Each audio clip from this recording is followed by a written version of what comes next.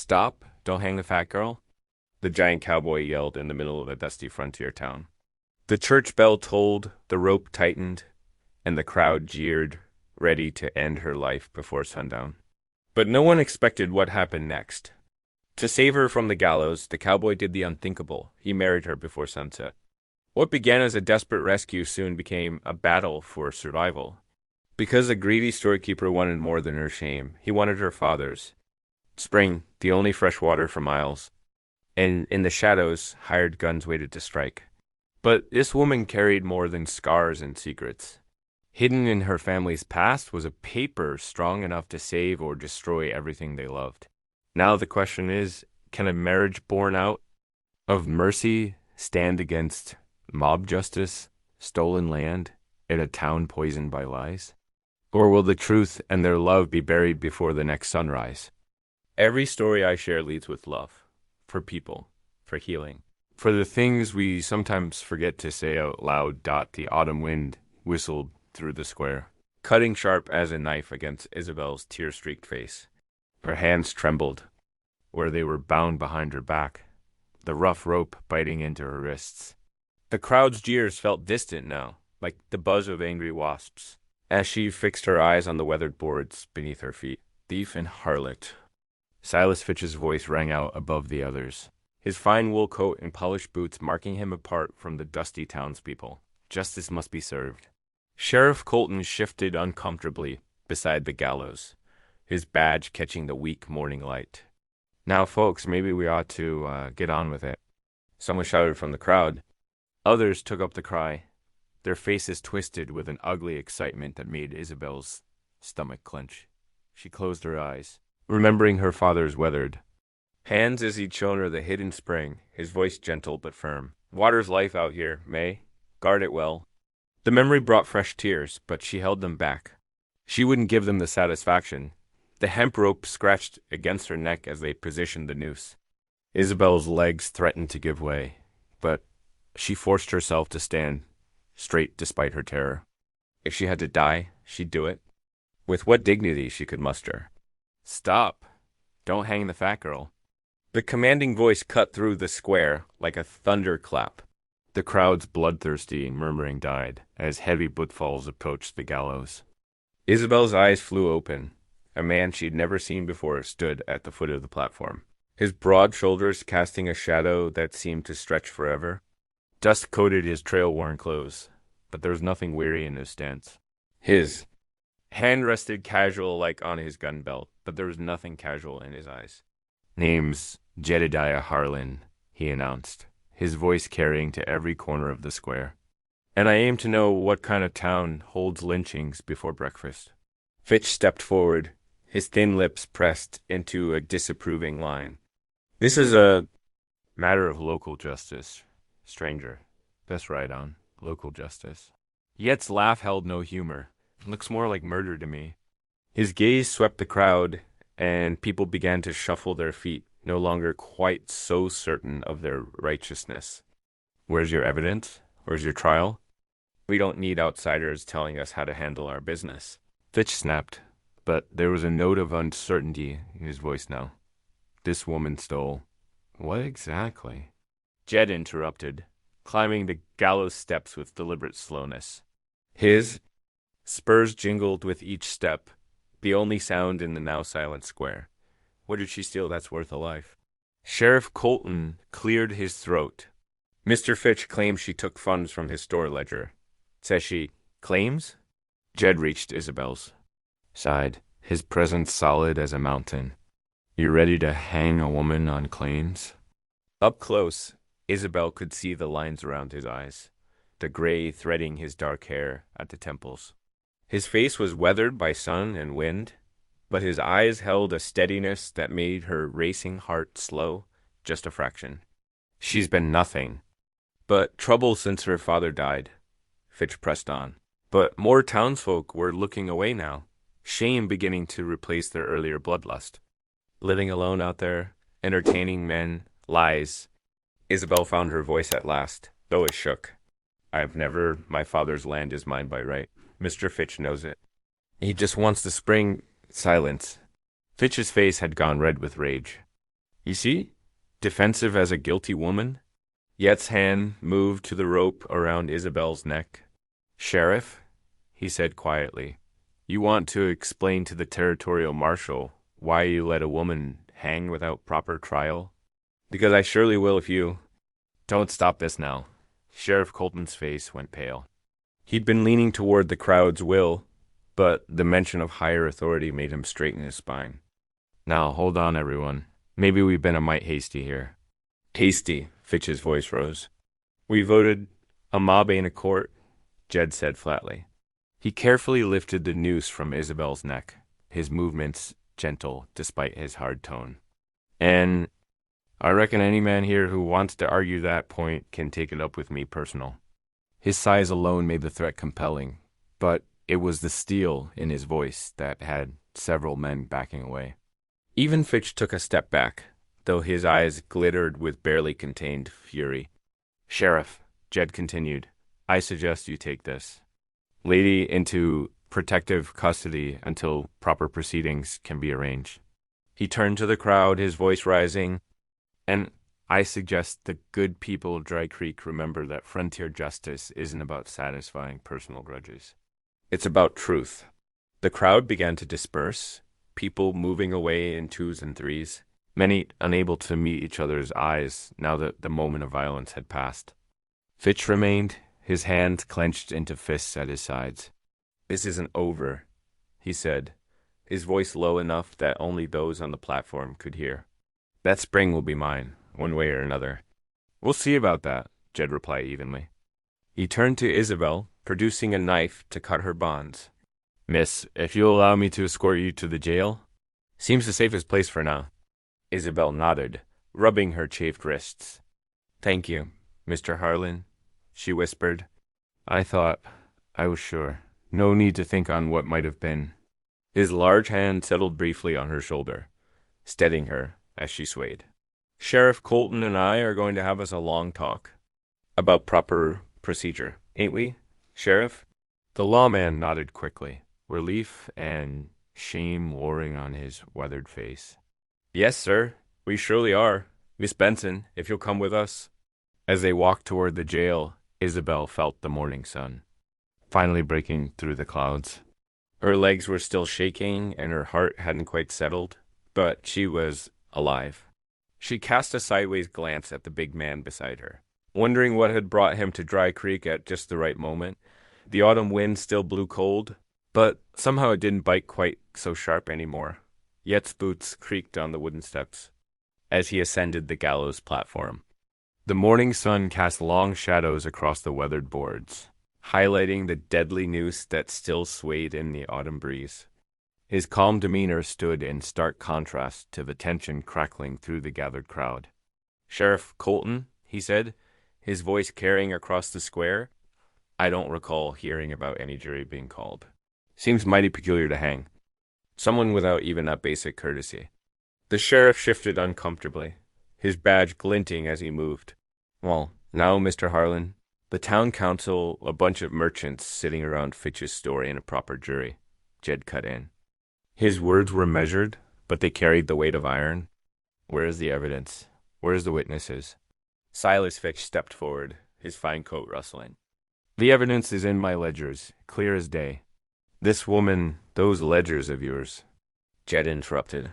Anyone else looked them over? Anyone who ain't in your pocket? A murmur rippled through the crowd. Several townspeople exchanged uneasy glances. You're awful quick to defend a stranger, Fitch sneered, though his face had reddened. What's she to you? Yet's expression hardened. 3 years ago, over in Willow Creek, they hanged a girl about her age. Sad she poisoned her husband. His voice grew heavy with memory. Turned out later the man died of bad meat. But it was too late for that poor soul, wasn't it? The crowd grew still. Several older folks nodded, remembering the incident. That ain't the same thing, someone called out, but the voice lacked conviction. Ain't it? Yet's gaze swept the gathering. How many of you want to wake up tomorrow knowing you might have hanged an innocent woman? Isabel stood trembling beside him, her bound hands twisted together. The morning wind tugged at her skirts as she watched hope and uncertainty war on Faces below. Fitch wasn't finished. He stepped closer, his voice oily with false concern.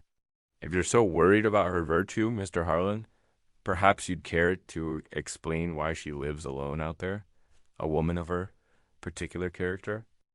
Before the whispers could start again, Jed straightened to his full height. I'll tell you exactly why. His voice rang out clear and strong. Because by sunset today, she'll be my wife. The square erupted in shocked gasps and exclamations. Isabel's head snapped up, her eyes wide with disbelief. Fetch the parson, Jed commanded, his tone brooking no argument. We'll do this proper and legal. Sheriff Colton's mouth worked soundlessly for a moment before he found his voice. Now, see here, Harlan. Unless you're planning to arrest her on actual evidence. Yet's hand rested casually on his gun belt. No? Then I reckon we need a preacher. Not a hangman. Someone in the crowd broke away, running toward the small church at the edge of town. Fitch's face had gone from red to purple, but he seemed at a loss for words. The wait for the parson felt endless. Whispers and mutters filled. The square as townsfolk clustered in small groups, casting furtive glances at the unlikely pair on the gallows. Jed stood like a statue, his presence a shield between Isabel and the hostile crowd. Finally, Reverend Matthews arrived, his collar askew and confusion plain on his face. What's all this about a wedding? That would be us, Reverend, Jed said. Firmly, if you'll do the honors. The parson looked from Jed to Isabel, then to the abandoned noose. Understanding dawned in his eyes, followed by a flash of shame for his own delayed arrival. The church would be more fitting than the gallows, I think. They made their way to the small clapboard building, the crowd trailing behind like a curious, but subdued wake. Inside, the lamplight cast warm shadows on the wooden walls, and the smell of beeswax candles helped ease the morning's terror from Isabel's mind dot as they stood before the altar. She finally found her voice. Mr. Harlan, she whispered, you can't do this. You don't know me? I'll only be a burden, Miss Benson, he murmured back, his eyes kind but determined. Your safety matters more than any reputation. I've seen what happens when good folks stay silent. Not again. The ceremony itself passed in a blur. Isabel heard herself speak the responses, as if from a great distance, her voice shaking but clear. Yet's hands were warm and steady as they exchanged simple rings. The parson provided plain brass bands that would have to do for now. Through the church windows, they could see the sun sinking behind the mountains, painting the sky in shades of purple and gold, as Reverend Matthews pronounced them, man and wife. Isabel felt as though she were dreaming. Yet the weight of the ring on her finger was real, as was the gentle pressure of Yet's hand, holding hers. Isabel May Benson had become Isabel May Harlan, saved from the gallows by a stranger's intervention and bound to him by words spoken in desperate haste. Her heart trembled with uncertainty, gratitude, and a dozen other emotions she couldn't name. The townspeople filed out of the church, their earlier bloodlust transformed into confused mumbling and speculation. Some looked ashamed, others suspicious, but none dared meet Yet's steady gaze. Fitch was nowhere to be seen, having slipped away during the ceremony. In the growing darkness of the church, Isabel stood beside her new husband, feeling the weight of this sudden change pressing down on her like a physical thing. What would happen now? What kind of marriage could be built on such a foundation of fear and desperate necessity? The last rays of sunlight filtered through the church windows, casting long shadows across the wooden floor. The day that had begun with a noose had ended with a ring, but Isabel's heart still raced with uncertainty about what the morning would bring. The crowd trickled away from the church in twos and threes, their whispers carrying on the evening breeze. Some cast furtive glances back at the newly married couple, while others hurried home to share the shocking news. The day's near tragedy had transformed into something entirely different, fodder for endless speculation over dinner tables and front porches throughout Dry Creek. Silas Fix stood at the corner of his store, his face twisted with fury as he watched his carefully laid plans crumble. This ain't over, he muttered to no one in particular. That spring will be mine, one way or another. He spat into the dust and stalked inside. Slamming the door behind him, Sheriff Colton merely shrugged. When someone asked if he planned to pursue the matter further, "They're legally married now," he said, adjusting his gun belt. "Ain't much else to be done about it." The weariness in his voice suggested he was glad to wash his hands of the whole affair. Near the church, Yet's wagon waited, loaded with supplies he'd brought to town. His horse, a sturdy bay gelding, stood patiently in the traces. Jed approached Isabel, who hadn't moved from the church steps. She clutched her thin shawl around her shoulders, her eyes still wide with disbelief at the day's events.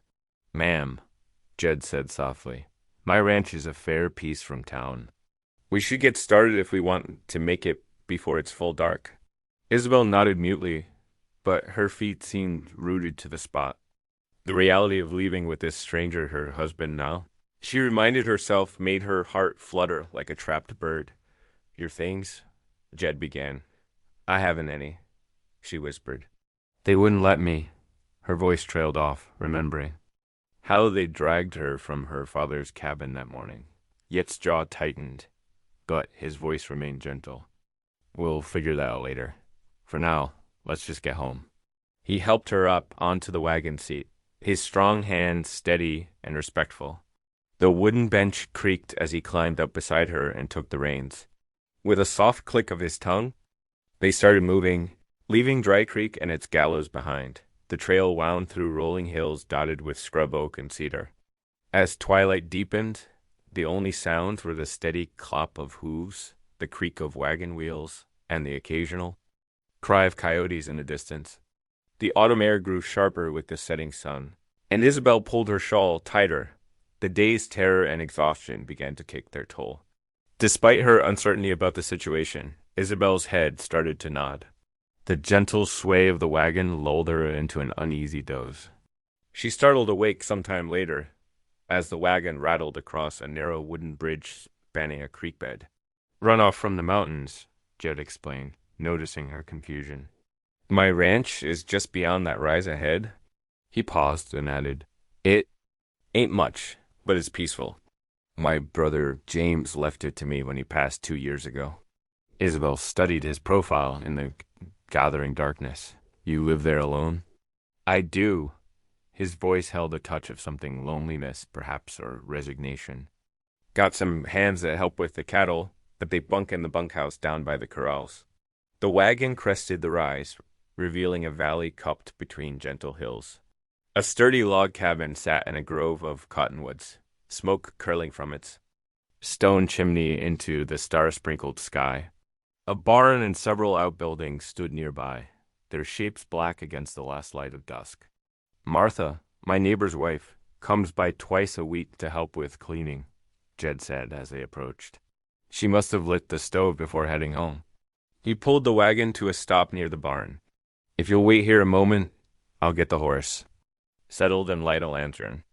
Isabel sat quietly, trying to take in her surroundings in the deepening dark. The cabin looked solid and well-maintained, with a covered porch across the front. A pump stood in the yard, and she could make out the shapes of a kitchen garden gone to autumn stubble. What sort of man, she wondered, would risk everything to save a stranger? To marry her on the spot, bringing her to his home without knowing anything about her? Either a fool or a saint, and Jed Harlan didn't strike her as a fool.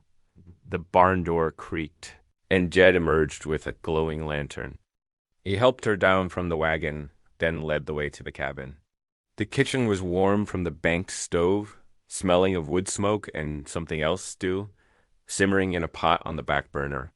"Martha always leaves something cooking when—" "She knows I'm heading to town," Jed explained, hanging the lantern on a hook. "Reckon she worries about me eating proper." He moved to the stove and lifted the lid on the pot. "Plenty here if you're hungry."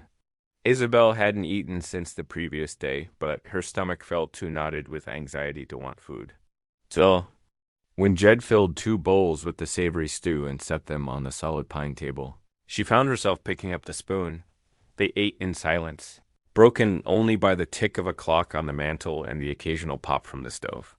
The stew was good tender beef, potatoes and carrots and a rich broth, but Isabel barely tasted it. Her mind whirled with questions about what this new life might hold. Just that morning, she'd faced death on the gallows. Now she sat in a stranger's kitchen, wearing his ring, trying to imagine a future beyond this bewildering day. Jed seemed content to let her be with her thoughts, focusing on his own meal with the quiet efficiency of a man used to eating alone. But his presence across the table felt solid and reassuring, like an anchor in stormy seas. Dawn crept over the hills, painting the frost-covered grass in shades of gold. Isabel blinked awake in an unfamiliar bed, her mind fuzzy with sleep. The quilted coverlet felt heavy and warm, nothing like her thin blanket at home. For a moment, she lay perfectly still, trying to sort dream from reality. The spare room was simple but tidy, a chest of drawers with a mirror above it, a braided rug on the plank floor, curtains stirring in the morning breeze. Her wedding ring caught the early light, confirming yesterday's events weren't just a fevered dream. She really had stood on the gallows. A stranger really had saved her. And now she was his wife. The aroma of coffee and frying bacon drifted under the door, making her stomach growl. Isabel hadn't eaten much of last night's stew, too overwhelmed by everything that happened. Now hunger pressed insistently. She found her shawl where she draped it over a chair and wrapped it around her shoulders. The floorboards creaked softly under her feet as she made her way to the kitchen. She paused in the doorway, uncertain. Jed stood at the iron cook stove, his broad back to her as he tended to breakfast. He'd already been out to do morning chores. His boots were dusty, and his shirt sleeves were rolled up to his elbows. Without turning, he said, "Mornin', wife." The word hit her like a physical thing. Wife? She was someone's wife now. This giant of a man, this stranger who'd saved her life, was her husband. "Good morning," she managed, her voice barely above whisper. He turned then, gesturing to the table where 2 plates waited. "Hope you're hungry. Coffee's hot if you'd like some." They sat down to eggs, bacon, and the biscuits left by Martha the day before. Isabel's hands trembled slightly as she poured coffee into the thick white cup he'd set at her place. The morning light streaming through the windows made everything seem terribly real and ordinary, as if this were just another day instead of the first morning of her new life. After a few quiet minutes of eating, Jed set down his fork. "Reckon I owe you an explanation," he said, his deep voice gentle, "about yesterday, and why I did what I did." Isabel looked up from her plate, meeting his steady gaze. "During the war," he began, "I was stationed in Tennessee. There was a woman there, Mary Ellen was her name. Someone accused her of being a spy." His jaw tightened at the memory. No evidence, just spite and fear. The commanding officer wouldn't listen to reason. "They hanged her at sunrise." He paused, taking a sip of coffee before continuing.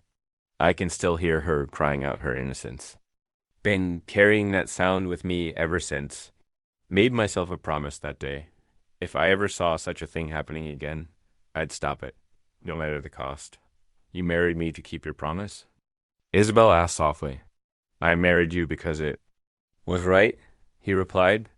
"Couldn't stand by and watch them kill an innocent woman over a storekeeper's greed and lies." The simple conviction in his voice brought tears to her eyes. She blinked them away quickly, focusing on her cooling coffee. After breakfast, Jed said, "Changing the subject, I thought I might show you around the place, if you're feeling up to it." Isabel nodded, grateful for the chance to step away from the weight of their conversation. She insisted on helping with the dishes first, though. Jed protested that as a guest, she shouldn't have to. "I'm not a guest," she reminded him quietly. "I'm your wife." The words felt strange on her tongue, but somehow right. The morning air was crisp when they stepped outside. Frost still clung to the shadows, but the sun promised warmth later. Jed led her past the barn and corrals, pointing out the bunkhouse. Where hands stayed, the smokehouse, and the root cellar. They walked into the pasture, their boots leaving dark prints in the silvery grass. A creek threaded through the valley, its water clear and swift. "Spring-fed," Jed explained as they stood on its bank. "Runs year-round, even in the driest summers. Keeps the grass green for the cattle. Isabel watched the water ripple over. Stones, remembering another spring. My father had a spring once, she said softly. Up in these same hills, though I'm not sure exactly where anymore. He used to take me there when I was little. She wrapped her arms around herself, fighting back the ache of loss. Said it was the sweetest water in the territory. But then the debts piled up after Mama died, and she trailed off, not wanting to relive those painful memories. The spring, the land, everything they'd owned, all lost to men like Silas Fitch, who knew how to turn grief and hardship to their advantage. Jed stood quietly beside her, offering neither commentary nor comfort, just his solid presence. After a while, he said, "We should head back. Storms coming up from the south." Sure enough, dark clouds were building over the distant mountains. They walked back to the cabin as the wind began to pick up, carrying the scent of rain. That evening, after a simple supper, Isabel noticed a torn shirt hanging over the back of a chair. Without asking, she found needle and thread in her pocket, one of the few things they hadn't taken from her, and began mending the tear. The familiar task settled her, somehow. As her needle moved in and out of the fabric, she thought about this strange marriage she found herself in. Was it purely an act of mercy, a way for Jed to keep his long-ago vow? Or could it become something more? The questions tumbled through her mind as she worked. From his chair by the fire, Jed read a well-worn book, seemingly content with the quiet. The scene felt oddly domestic, as if they'd been sharing evenings this way for years instead of hours. When she finished the mending, Isabel folded the shirt neatly and set it aside. Then, almost without thinking, she closed her eyes and offered up a silent prayer. She asked for clarity about her place in this vast, harsh land, about her worth beyond the judgment of others, about the path ahead with this man who'd saved her life and given her his name. The fire crackled softly, and outside, the first drops of rain began to fall. The days settled into a quiet rhythm at the Harlan Ranch. Each morning, Isabel woke to the sound of Yet's boots on the porch as he headed out for the early chores. She'd learned to have coffee hot and breakfast ready by the time he returned. Cheeks ruddy from the autumn chill, her hands found their purpose in the daily tasks. The wooden floors gleamed under her broom, dust banished from corners that had gathered cobwebs for too long. The pantry shelves, which had been a jumble of supplies, now stood organized with jars and tins properly labeled. She'd discovered satisfaction in bringing order to the bachelor's home, though she still tiptoed through the rooms as if afraid to claim too much space in the kitchen. Her confidence grew strongest. Years of cooking for her father served her well. The first time Jed cleaned his plate and asked for seconds of her beef stew, a warm feeling bloomed in her chest. It wasn't quite pride, she wasn't ready for that yet, but it felt like belonging. Much obliged, he'd say after each meal, and though the words were simple, his quiet appreciation made her feel needed in a way the sneering townspeople never had. One crisp afternoon, while Jed was out checking the herd, Isabel tackled the cluttered desk in the corner of the main room. Papers spilled from every drawer, receipts mixed with letters and cattle tallies. She sorted them carefully, creating neat stacks. When a folded document caught her eye, it was a surveyor's map, the paper thick and official-looking. Lines crisscrossed the familiar territory, marking boundaries and water sources. Her fingers trembled as she traced the route to where her father's land had been. The spring was clearly marked, along with recent notations about property claims. The sight of it brought back her father's words, spoken on one of his last good days. He'd been agitated, trying to tell her something about the spring. Papers, he'd muttered. The treaty paper. You remember where I kept the important things, May? She thought it was just fevered talk at the time. But now, staring at the map with its web of property lines, his urgency took on new meaning. When Jed returned that evening, she had supper waiting as usual. But her mind was elsewhere, turning over old memories, trying to make sense of her father's final warnings. She waited until they'd finished eating before gathering her courage to speak. Might I ask you something about land rights? She said, her voice soft but steady. Jed looked up from his coffee, giving her his full attention. Of course. That map in your desk. The one with the survey lines. I couldn't help but notice. She twisted her hands in her apron. It shows my father's old property. Aye, it does. Yet's expression grew serious. Been meaning to tell you about that. Fitch filed a claim on that land last month. The color drained from Isabel's face. But how can he? That spring belonged to my father. That's what makes it valuable. Jed leaned forward, elbows on the table. Water rights out here are worth more than gold sometimes. Fitch knows that better than most. Then that's why. Isabel's voice caught as understanding dawned. That's why he was so eager to see me gone. With no heir to contest his claim, the land would be easier to take, yes. Yet's jaw tightened. Man like that? He plays along? Game. Probably been planning it since before your father passed. Isabel stood abruptly, pacing the kitchen floor. Pa tried to tell me. Near the end, he kept talking about papers, about a treaty. I thought it was just the fever, but what if... She turned to Jed, hope and fear warring in her expression. What? If there's proof. Something that shows the spring was legally his? Could be. Jed considered this. Your father's cabinet? Still standing? Last I knew. I haven't been back since. Since the day they'd driven her out, but she couldn't say those words. We could look, Jed offered. First light tomorrow if you're willing. Search the place proper. See if we can find these papers your father mentioned. Isabel sank back into her chair, overwhelmed by the possibility. You'd help me? You're my wife now, he said simply. Your fight is mine. The words settled over her like a warm blanket. For the first time since her father's death, she felt something. Beyond grief and shame. It wasn't just that Jed had saved her from the gallows or given her shelter. He was offering her a chance to fight back, to reclaim what was rightfully hers. As she cleared the supper dishes, her hands moved with new purpose. She was no longer just a victim of Fitch's schemes, no longer the object of town ridicule. She was Isabel May Harlan, and she had a stake in tomorrow. That night, as she lay in her bed listening to the wind in the cottonwoods, her mind raced with possibilities. Somewhere in her father's cabin, there might be proof of their claim to the spring. The thought of thwarting Fitch's plans, of honoring her father's legacy, filled her with a determination she hadn't felt in months. Tomorrow couldn't come soon enough. The eastern sky was barely tinged with pink when Jed stepped out. To hitch the wagon. Isabel watched from the doorway, clutching a basket of provisions she'd packed before dawn. The morning air bit sharp and cold, carrying the scent of frost-touched grass and dying leaves. Best get started, Jed said, adjusting the harness on. Their sturdy bay horse? It's a fair piece to your father's place. Isabel nodded, her throat tight. She hadn't seen the homestead since that terrible day when the town turned against her. The thought of returning made her hands tremble, but she steadied herself.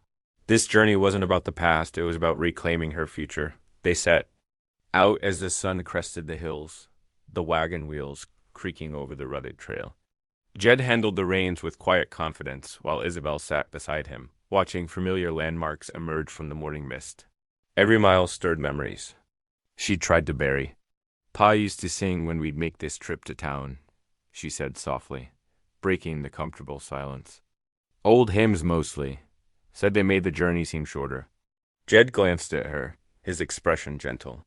Sounds like a good man, your father. He was. Isabel smoothed her skirts, remembering. Always working. Always planning. He'd spend hours down by the spring, checking the flow, digging around the banks. Used to tell me, May, girl, remember where I put things? Papers need protecting. She shook her head. I never understood what he meant back then. The trail wound through stands of cottonwood trees, their leaves dancing gold and crimson in the autumn wind.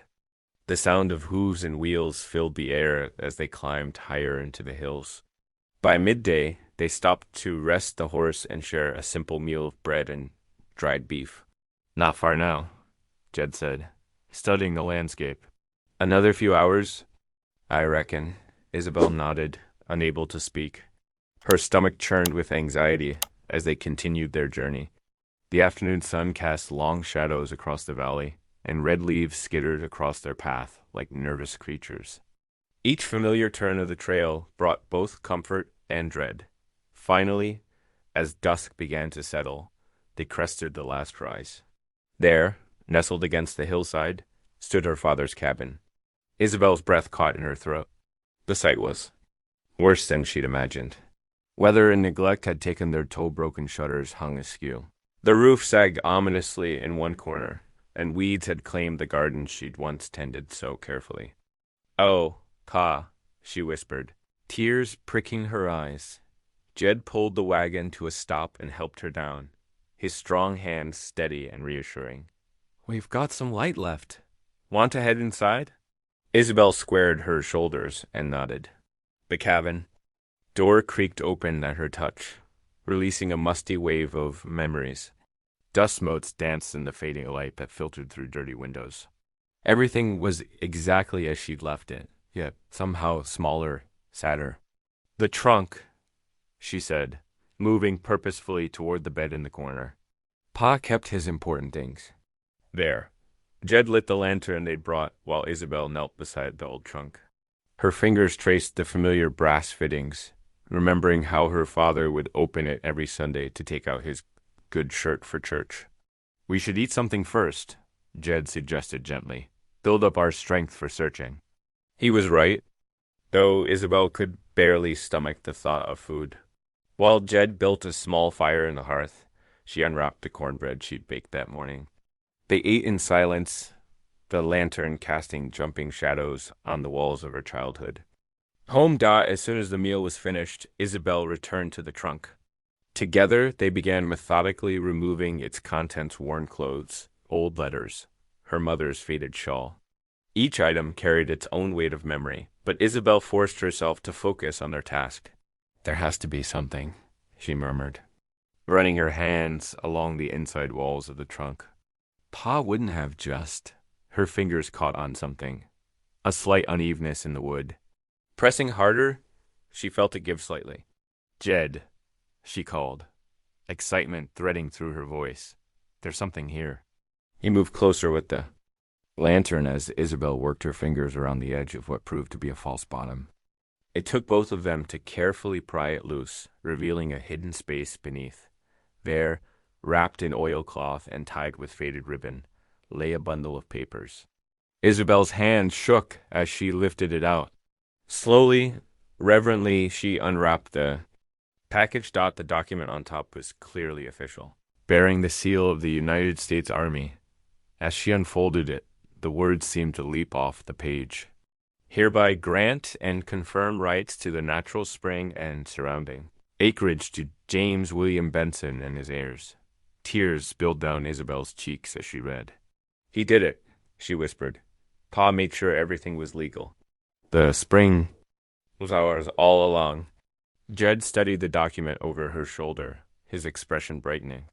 "This changes everything," he said firmly. "With this treaty paper, Fitch can't touch your father's land. It's yours by right."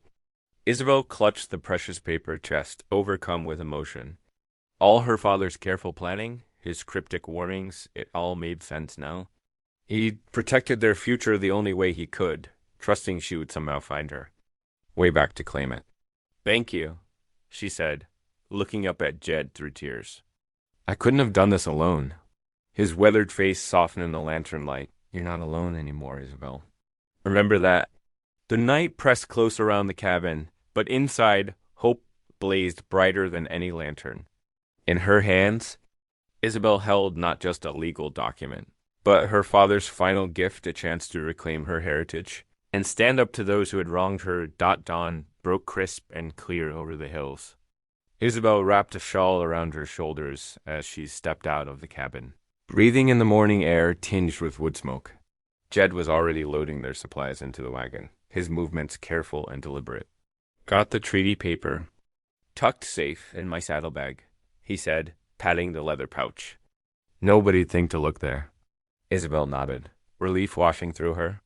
After all these years, her father's foresight had protected their legacy. As they set out, the wagon wheels crunched over frost-covered grass. The sun climbed higher, warming the autumn morning. "Mind if we stop by the spring?" Isabel asked softly. "I'd like to see it again now that we know." Reckon that's fitting, Jed replied, turning the wagon onto a narrow trail that wound down toward grove of cottonwoods. The spring lay nestled in a hollow, clear water bubbling up from the earth just as Isabel remembered. She climbed down from the wagon, drawn to the place that had meant so much to her father. Kneeling beside the pool, she dipped her fingers into the cool water. Pa used to say water rights were sacred, she murmured, watching ripples spread across the surface. Said we weren't owners really, just caretakers for the next generation. Jed stepped closer, placing a gentle hand on her shoulder. Your father was right about that. His voice grew thoughtful. This spring could be our future, Isabel. Good water means life out here, for cattle, crops, family. She looked up at him then, struck by the warmth in his eyes.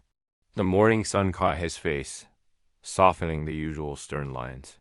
For the first time, she saw not just the man who'd saved her life, but someone who might share her dreams. Their gazes held, and something shifted between them, like ice melting in spring. I'd like that, she said quietly. A real future here. The moments stretched, tender and new, until a coyote's distant yip broke the silence. Jed straightened, scanning the horizon with practiced eyes. Speaking of future, he said, reaching for his rifle, might be time you learn to handle this. Can't always count on me being around if trouble comes. Isabel stood, brushing dust from her skirts. Pa never taught me shooting. Said it wasn't. Ladylike. Out here. Being alive matters more than being ladylike, Jed replied with a slight smile. He held out the rifle. Here, let me show you. With patient hands, he taught her how to hold the weapon, explaining about sight lines and breath control. Isabel listened intently, surprised at how natural the rifle felt once she got used to its weight. When she finally squeezed the trigger, sending a shot across the valley, pride bloomed in her chest. Not bad, Jed nodded approvingly. Keep practicing. You'll be dropping coyotes clean as anyone. They continued homeward, the afternoon sun warming their backs. Isabel found herself studying Yet's profile as he handled the reins, noting how his shoulders seemed less tense than usual. Something had changed by that spring. Though she couldn't quite name it, the ranch house came into view just as evening approached, smoke rising welcomingly from the chimney. Inside, Isabel set about preparing supper while Jed tended to the horses. The kitchen filled with savory smells of cornbread and beans, making the house feel more like home than ever before Dot, as she washed dishes later. An old hymn rose naturally. To her lips one her father used to sing on Sunday mornings. The familiar melody filled the kitchen, smooth as honey and sweet with memory. From his chair by the fire, Jed listened silently, his expression thoughtful. Watching her move about the kitchen, he realized his feelings had grown beyond mere duty or protection. There was something about her quiet strength, her gentle determination, that touched him deeply. The marriage that had started as rescue was becoming something else entirely. Neither of them noticed the shadowy figures moving at the edge of the property, where Fitch's hired men crouched in the gathering darkness.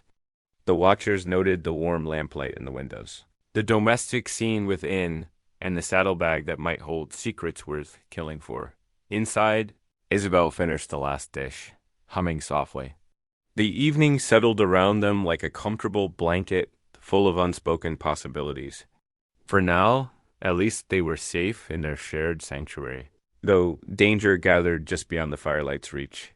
2 nights after their return from the spring, darkness wrapped around the ranch house like a thick blanket. The autumn wind whispered through the trees, masking the sound of approaching hoofbeats. Inside, Isabel slept fitfully in her room, while Jed dozed in his chair by the dying fire, his revolver close at hand. A sudden crash shattered the night's silence. The front door splintered inward, and dark figures burst through. Isabel bolted upright in bed, her heart pounding against her ribs. Shouts and the thunder of boots filled the house. Get the paper, a rough voice commanded. A gunshot cracked. Through the air, Isabel heard Yet's deep voice boom out, back off, followed by more gunfire. She scrambled from her bed, hand shaking as she pulled her shawl around her shoulders. Through her partially open door, she saw Jed exchanging shots. With the raiders, his revolver flashed in the darkness, and one of the intruders cried out, stumbling backward. The smell of gunpowder filled the air, sharp and acrid. "Check the desk," someone shouted. Boot heels scraped across the wooden floor. Isabel's breath caught in her throat. The treaty paper, they had moved it to the desk drawer yesterday, thinking it's safer than a saddlebag. She watched in horror as Jed turned to defend the desk, but in that moment, another raider emerged from the shadows. The rifle butt came down hard. The sickening crack of wood against skull echoed through the room. Jed crumpled to the floor, blood already darkening his hair. "Jed!" Isabel's scream tore from her throat. She rushed forward, no longer caring about her own safety. The outlaws yanked open the desk drawer, papers scattering like fallen leaves. "Got it," one called out, waving the treaty document. Isabel reached Yet's side, just as the raiders fled, their boots thundering across the porch. Horses whinnied outside, hooves pounding earth as they galloped away into the night. The sudden silence felt deafening. The house lay in ruins around them. Chairs overturned, drawers pulled out, items scattered across the floor. But Isabel saw only Jed, still and bleeding on the floorboards. Her hands trembled as she touched his face. "Jed, please, dear God, let him live," she whispered. He groaned faintly, and relief flooded through her. With strength she didn't know she possessed, Isabel managed to drag him toward the bedroom. She couldn't lift him onto the bed, but she pulled down quilts and pillows, making him as comfortable as possible on the floor beside it. In the kitchen, she found clean cloths and filled a basin with water. Her mother had taught her about treating wounds, though her hand shook as she pressed the cloth against the gash on Yet's head. Blood seeped through, dark and frightening. "Stay with me," she murmured, her tears falling onto his still face. "You saved my life once. Don't you dare leave me now." The night crept by with agonizing slowness. Isabel kept vigil, changing the cloths, watching for any sign of fever. She thought of the treaty paper, now in Fitch's hands, and anger burned alongside her fear. All her father's careful planning, Yet's protective instincts. Would it all be for nothing? As false dawn began to lighten the windows, Isabel knelt beside the bed. Her legs ached from hours of sitting, and exhaustion pulled at her bones. But something else stirred within her, a determination she'd never felt before. "Lord," she prayed softly, her hand resting on Yet's arm, "I know I'm not much. Just a woman folks laughed at, called worthless. But Jed saw something in me worth saving." Her voice grew stronger. "Give me the strength to be worthy of that trust. Show me how to fight back, how to make this right." The rising sun cast long shadows across the floor, and silence hung heavy in the ransacked house.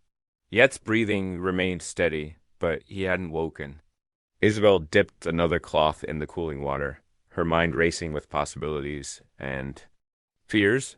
Fitch might have the paper, but she had her father's teachings, Yet's protection, and a growing fire in her heart. She looked down at her hands, no longer trembling. These hands had learned to cook, to mend, to shoot a rifle. Perhaps they could learn to fight for justice too. Whatever came next, she wouldn't let Yet's sacrifice be in vain. The morning light strengthened, bringing with it both dread and determination. Isabel knew Fitch would make his move soon, thinking her helpless without Jed or the treaty paper. But for the first time in her life, she felt the stirring of real courage, not just the desperate kind that helped her survive, but the fierce sort that made her want to stand and fight. She pressed fresh cloth to Yet's wound, praying harder than she'd ever prayed before. Everything depended on his recovery now. Outside, the world was quiet, but Isabel knew it was the silence before a storm. Fitch had won this round, but something told her the real battle was just beginning. The first rays of sunrise crept through the window as Isabel wrung out a fresh cloth in the basin. 3 days had passed since the raid, each hour marked by her constant vigil at Yet's bedside. The wound on his head had stopped bleeding, but fever burned through him like wildfire. She dabbed the cool cloth against his forehead, watching his face twitch in restless sleep. The house stayed quiet except for the tick of the mantel clock and Yet's labored breathing. Outside, autumn winds rustled dead leaves across the yard, and somewhere in the distance a lone cow lowed. "Be still," she whispered as Jed stirred fitfully.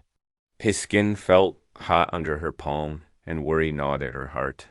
She had seen fever take strong men before, including her own father last winter.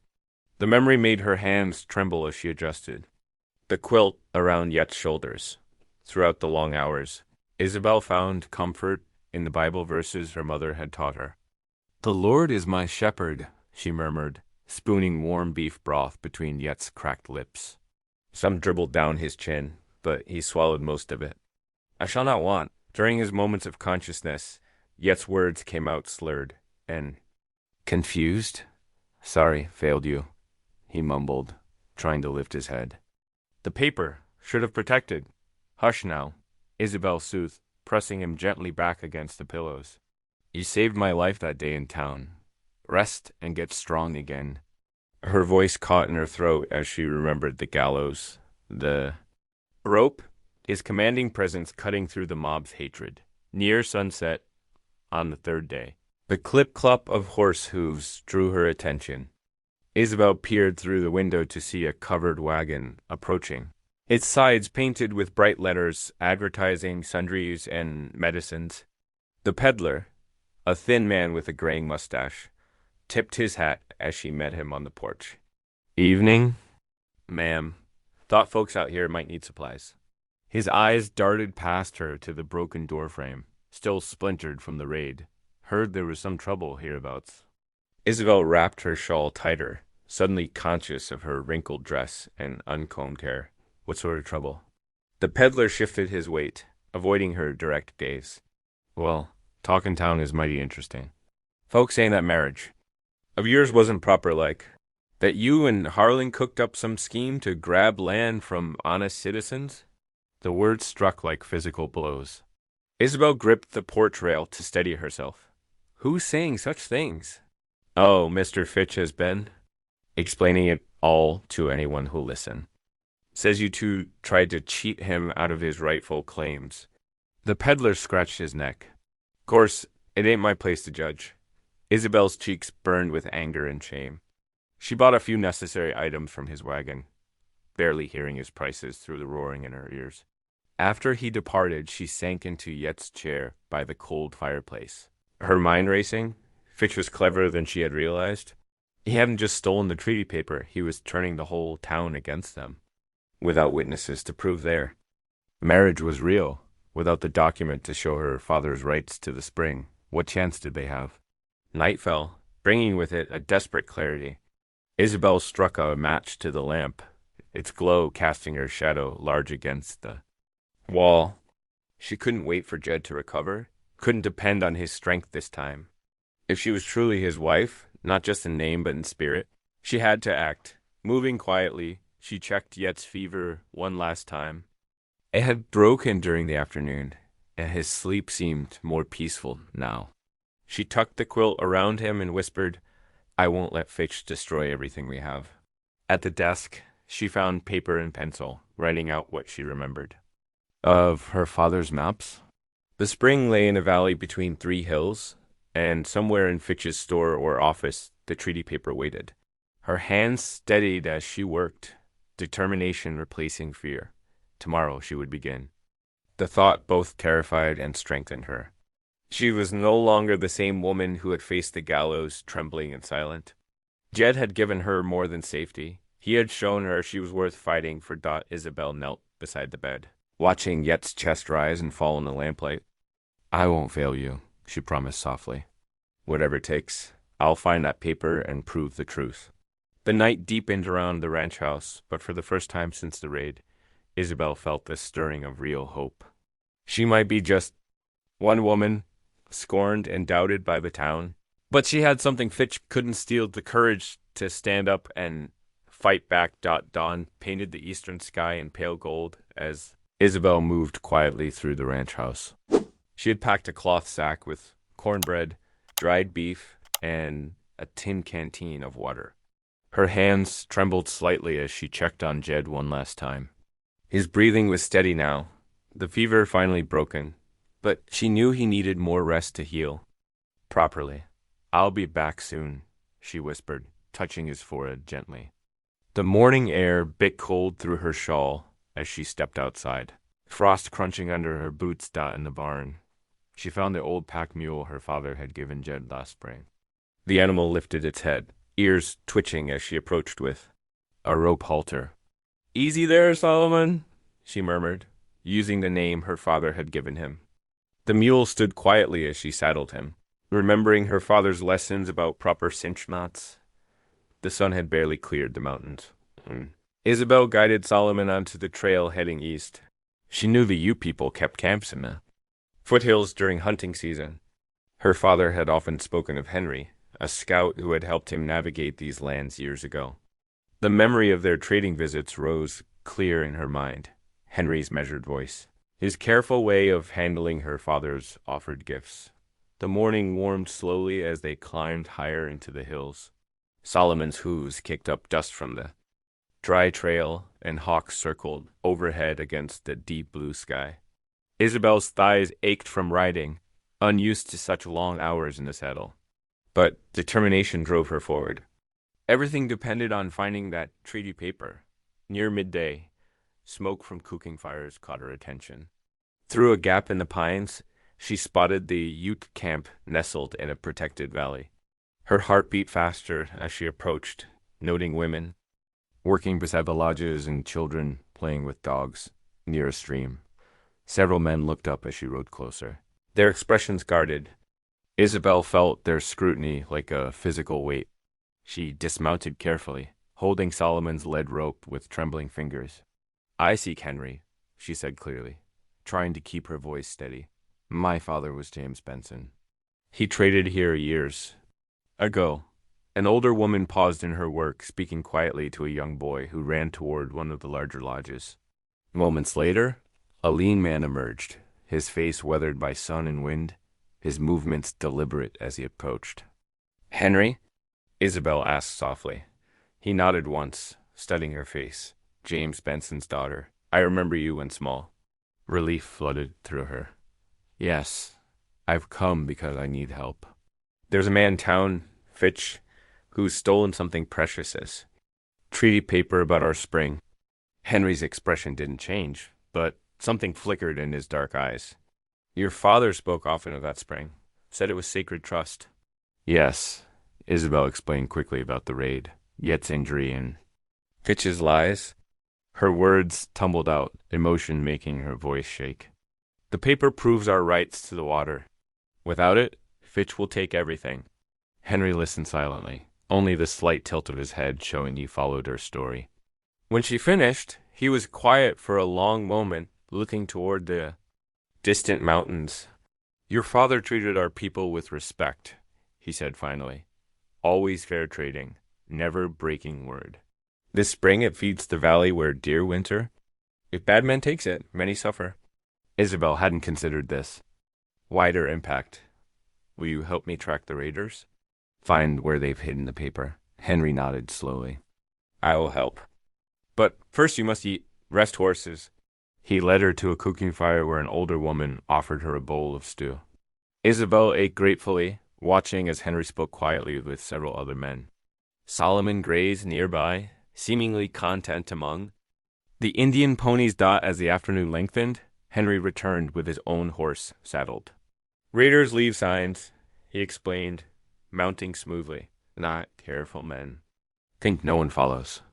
They rode together into the canyons, Henry pointing out details Isabel would have missed: broken twigs, scattered pebbles, a scrap of cloth caught on thorns. He moved with quiet confidence, reading the land like a book. "Water is life," he said, as they paused to rest the horses. "Not something to own, like blanket or knife. Sacred gift, meant for all creatures." Isabel thought of her father saying similar words. "The spring isn't just about property, is it?" Henry shook his head. "Land and water connected to all things. Your father understood this. Taught you to listen to water's voice?" "Yes," Isabel smiled, remembering moments by the spring with her father. He said it sang its own song. The sun was setting when Henry chose a sheltered spot to make camp.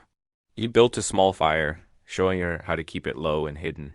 The stars emerged one by one above them, brilliant in the clear mountain air. Isabel wrapped herself in her shawl, grateful for Henry's quiet strength beside her. She whispered a prayer of thanksgiving, feeling less alone than she had in days. Tomorrow they would continue tracking, but tonight she had found something precious, an ally who understood what truly mattered. Your father's spirit walks with us, Henry said softly, adding small sticks to the fire. He would be proud to see his daughter fight for what is right. Isabel felt tears prick her eyes, but they were tears of gratitude now, not fear. Through the darkness, coyotes called from distant ridges, their voices echoing off canyon walls. She settled against her saddle, watching sparks rise toward the endless stars. Knowing that whatever tomorrow brought, she no longer faced it alone. The eastern sky blushed pink and gold as Isabel and Henry broke camp. Dew sparkled on sage leaves and morning birds called from the junipers. Henry studied the ground, pointing to fresh hoof prints cutting across a dry stream. 3 horses passed here before dawn, he said quietly, moving slow, heavy with drink. They grew careless. They followed the tracks through winding canyons, the morning sun warming their backs. Near midday, Henry raised his hand for silence. Ahead, smoke curled lazily from a crooked chimney, an abandoned mining shack tucked against red cliff walls. Stay low, Henry whispered, guiding them to a sheltered overlook dot from their vantage point. Isabel could see 3 horses picketed near a lean-to. Raucous laughter drifted up from the shack, followed by the clinking of bottles. Her heart quickened as she recognized 2 of Fitch's men from the raid on the ranch. Look, she breathed, pointing to saddlebags thrown carelessly by the door. The treaty must be there. They watched as the outlaws passed a whiskey bottle, their voices growing louder and less coherent. One man stumbled outside to relieve himself, nearly falling over his own boots. They celebrate too soon, Henry observed. Think job is done. The sun climbed higher, beating down on the rocky slope where they lay hidden. Isabel's mouth felt dry, but she didn't dare move to reach her canteen. Below, the outlaws' conversation drifted up clearly in the still air. Fitch says the railroad paid double what he promised, one slurred. All for some fancy paper with army signatures? Ain't our business what it's worth? Another replied. Long as we get paid. Isabel's fingers curled into fists. These men had no idea what they were destroying. Not just her family's rights, but the whole valley's future. She glanced at Henry, seeing her own anger reflected in his dark eyes. We wait, he said softly. Sun makes them sleepy. Whiskey makes them foolish. The hours crept by. One by one, the outlaws succumbed to drink and heat, their voices fading. 2 snores. Henry touched Isabel's arm, nodding toward the path down. Now we move. Silent as deer. They crept down the rocky slope, placing each foot with careful precision. Isabel's heart thundered so loud she feared it would wake the sleeping men. At the bottom, Henry gestured for her to wait in the shadow of a boulder while he scouted closer. After an endless moment, he beckoned her forward. They slipped past the dozing outlaws, one sprawled in a chair. Another collapsed across a crude table, the third unseen inside the shack. The saddlebags lay just where they'd spotted them. With trembling fingers, Isabel opened the nearest bag. The leather creaked softly as she searched through its contents. Nothing. She tried the second bag, movements growing desperate. A floorboard creaked behind her. She whirled to see the third outlaw standing in the doorway. Bleary-eyed but reaching for his gun. Before he could shout, Henry launched himself forward, tackling the man in a silent rush. They crashed together against the wall as Isabel frantically searched the last saddlebag. Her fingers touched familiar paper. The treaty. She yanked it free, just as curses and grunts erupted from the wrestling men. The noise roused the other outlaws, who staggered to their feet, reaching for weapons. Run! Henry shouted, still grappling with his opponent. Isabel clutched the precious document to her chest and fled. Behind her, a gun roared. Splinters flew from a post near her head. She ran harder, lungs burning, making for the horses. Solomon was closest. She grabbed his lead rope, scrambling into the saddle as more shots cracked through the canyon. Henry appeared beside her on his pony, blood streaming from a cut on his cheek. Ride, he commanded. They galloped away from the shack, hooves thundering on hard-packed earth. Bullets whined past them, but the outlaws' aim was poor from drink and surprise. The canyon twisted, offering shelter from their fire. They rode hard through the afternoon, taking confusing paths through the maze of red rock. Henry led them through shallow streams to hide their tracks, always listening for pursuit. The sun wheeled overhead and began to sink, painting the cliffs in deep shadow. Only when dusk settled over the land did Henry finally slow their pace. Isabel's whole body ached from hours of hard riding.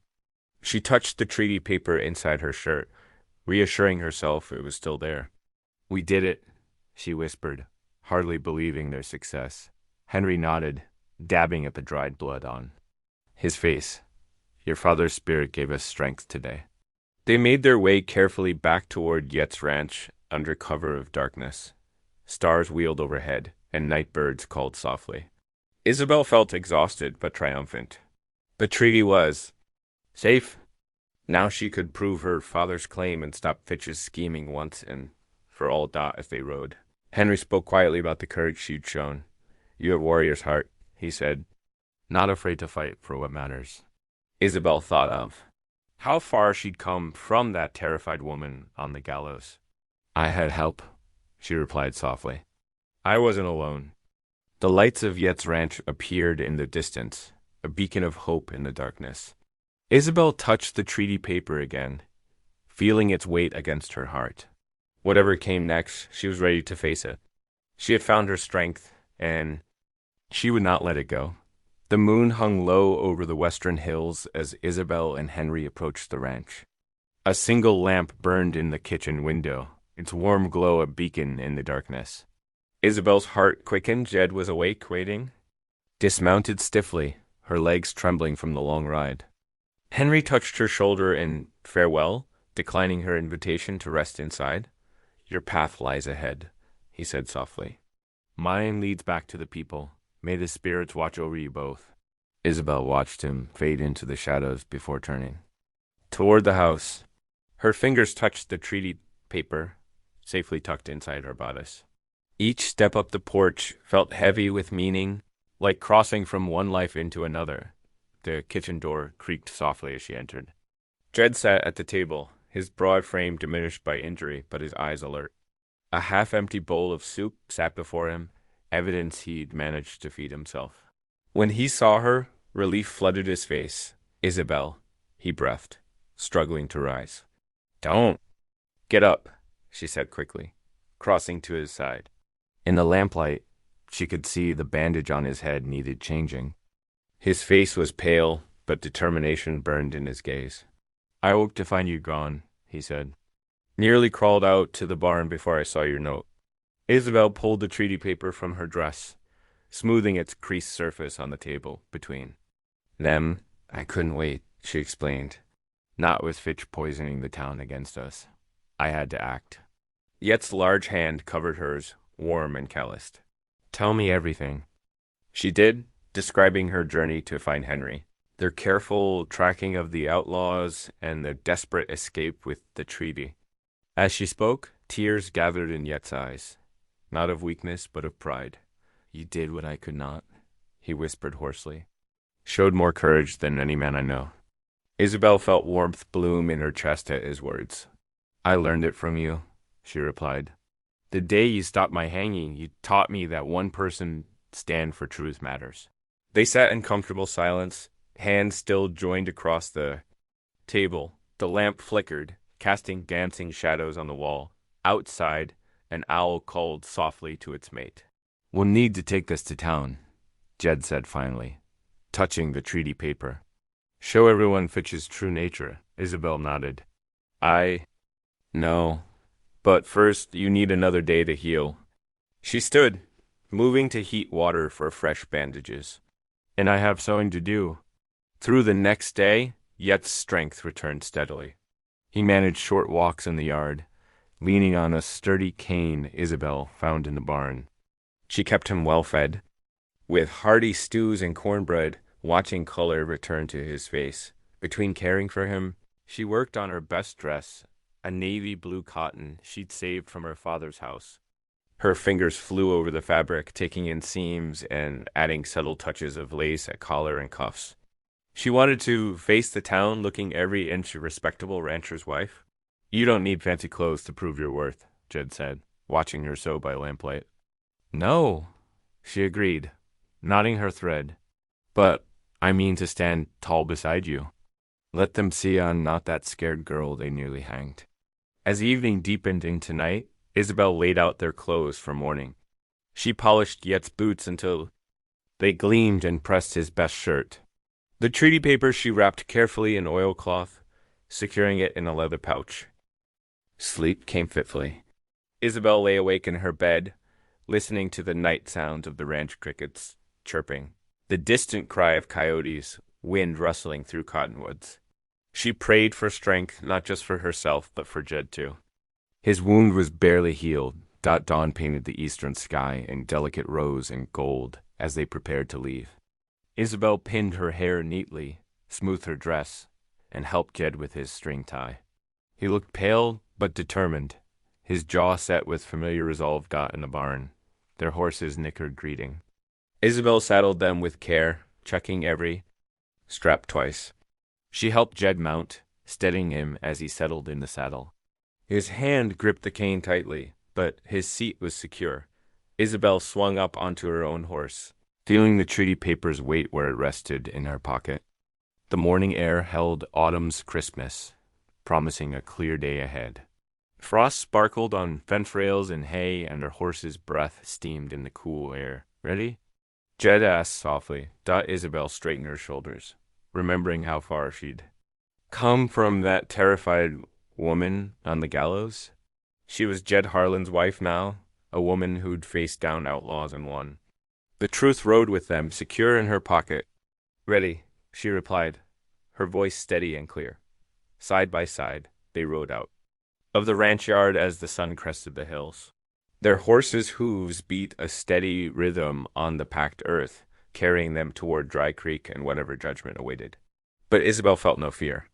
She had found her courage in the canyons and her strength in Yet's quiet faith. The morning. Light streamed across the valley, gilding the autumn-touched trees and warming their backs. Ahead lay the town, its destiny now tied to the paper she carried. Isabel touched the leather pouch, reassuring herself of its presence. Whatever came next, she would face it standing proud beside her husband, ready to speak truth to power. Morning sun climbed high over Dry Creek as Isabel and Jed approached the town square. Even from a distance, they could hear the excited buzz of voices. A crowd had gathered around the wooden platform where, not long ago, Isabel had faced the noose. Silas Fitch stood there now, his fancy vest gleaming with a gold watch chain. His voice carried across the square, booming with authority. Friends and neighbors, progress is coming to Dry Creek. With control of the spring, we'll bring the railroad spur right through town. Property values will soar.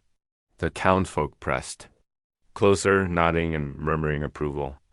Sheriff Colton lingered at the edge of the crowd, his weathered face troubled but silent. Isabel's hand tightened on her reins as they drew near. The leather pouch containing the treaty felt heavy against her side. Jed rode tall despite his injury, though she noticed how tightly he gripped his cane. Your property values? Isabel's clear voice cut through the crowd's noise. Or stolen rights? Heads turned. The crowd parted as she and Jed rode forward. Whispers rippled through the gathered townspeople, some scornful, some curious. Fitch's face darkened at the sight of them. Isabel dismounted gracefully, her navy blue dress settling around her ankles. The church steps rose before her, and she climbed them with deliberate steps until she stood at eye level with the platform where Fitch waited. Well, if it ain't the fat girl and her pitying protector, Fitch sneered. Come to beg forgiveness for your theft? No, Mr. Fitch. Isabel's voice rang out strong and clear. I have come with truth. She withdrew the treaty paper from its pouch, holding it high.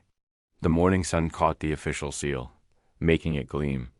This is my father's legacy, a legally binding treaty granting rights to the spring. Rights your men tried to steal one. They raided our ranch. Murmurs swept through the crowd. Sheriff Colton straightened, his hand moving to his gun belt. That paper's a forgery, Fitch spat. Just like her marriage to Harlan, a desperate trick to keep her worthless hide from justice. Yet's deep voice thundered across the square. The only worthless hide here is yours, Fitch. He guided his horse closer, towering over the crowd despite his seated position. Your hired guns left me bleeding when they stole that treaty. But my wife, my true and legal wife, tracked them down and recovered it. Sheriff Colton, Isabel called out. Will you examine this document? The sheriff moved forward slowly, climbing the church steps. His hands were steady as he took the treaty, unfolding it carefully. The crowd held its breath as he read. Here's genuine, he announced finally. Army seal, proper signatures dated 15 years back. Lists water, rights clear as day. Lies. Fitch lunged forward suddenly, reaching for the paper. But Sheriff Colton stepped back quickly, one hand raising to stop him. That's enough, Fitch, the sheriff warned. This document's legal. And if what they say about your men attacking their ranch is true, you're facing serious charges. The crowd's mood shifted like wind through prairie grass. People who had cheered Fitch moments before now edged away from him. Women who had once whispered cruel jokes about Isabel's size now looked at her with something like admiration. You all ready to hang me, Isabel said, her voice carrying across the square. Ready to believe the worst because I fit your idea of who deserved respect, but God had other plans. She looked at Jed, her eyes softening. He sent me a protector who became so much more, a man who taught me my own worth. Jed dismounted carefully, leaning on his cane as he joined her on the steps.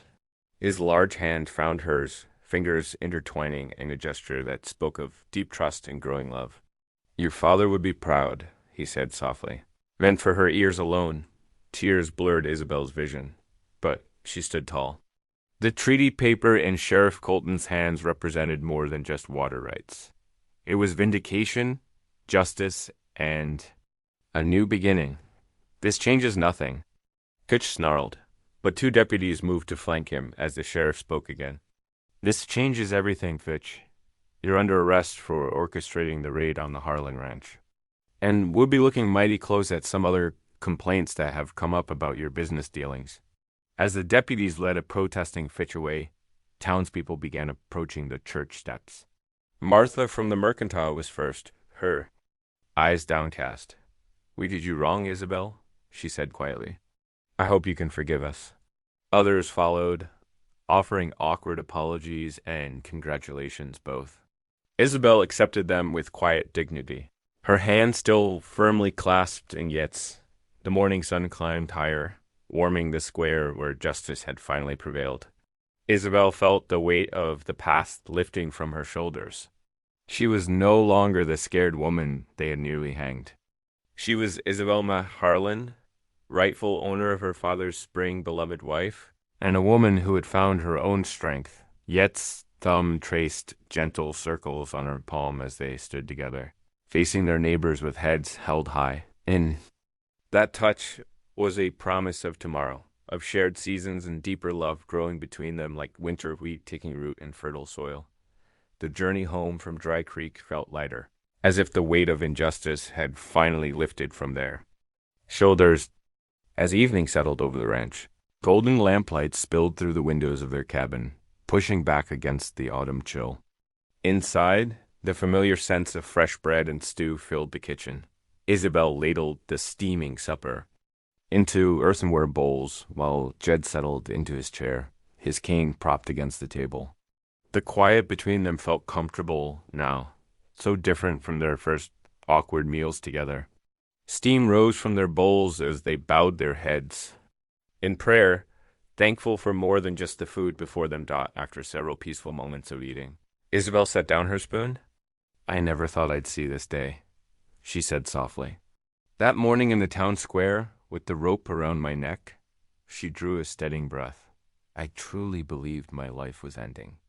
Yet's large hand reached across the worn wooden table, too. Cover hers. God had other plans. He surely did. Isabel's eyes grew misty. He sent you to save me. Through your mercy, I found not just freedom, but she hesitated, then met his gaze directly. I found love. The lamplight caught the silver at Yet's temples as he leaned forward. When I first saw you there, facing that mob alone, I acted out of duty. Couldn't stand by and watch an innocent person hang. His voice grew gentler. But now, I stay because my heart would have it no other way. I love you, Isabel May. Every part of you. Tears spilled down Isabel's cheeks as their fingers intertwined across the table. Through the window, she noticed the first snowflakes beginning to fall, white against the darkening sky. Look, she whispered, rising from her chair. Jed followed her to the porch, where they watched the snow descending in peaceful swirls. The soft flakes were already beginning to cover the hoof prints and wagon tracks that had marked their turbulent days. Nature's gentle way of healing the scars on their land, Jed reached inside and grabbed the patchwork quilt from beside the door. With tender care, he wrapped it around Isabel's shoulders, then stood behind her, his arms encircling her waist. She leaned back against his chest, feeling the steady rhythm of his breathing. Before them stretched their property. The pastures, the distant glimmer of the spring, the cattle sheltering in the barn. All of it truly theirs now, secured by justice and protected by love. The falling snow transformed their world into something new and clean, full of promise. Thank you, Isabel whispered, for seeing worth in me when no one else did. Yet's arms tightened around her. Thank you for showing me I didn't have to face life alone. Together they watched the snowfall, their hearts full of gratitude for God's providence and the love that had grown between them. As steady and life-giving as their precious spring dot if today's story reminded you of the quiet strength of love. I'd love to see you again. Subscribe, and tomorrow we'll meet right here where love speaks softly and stays.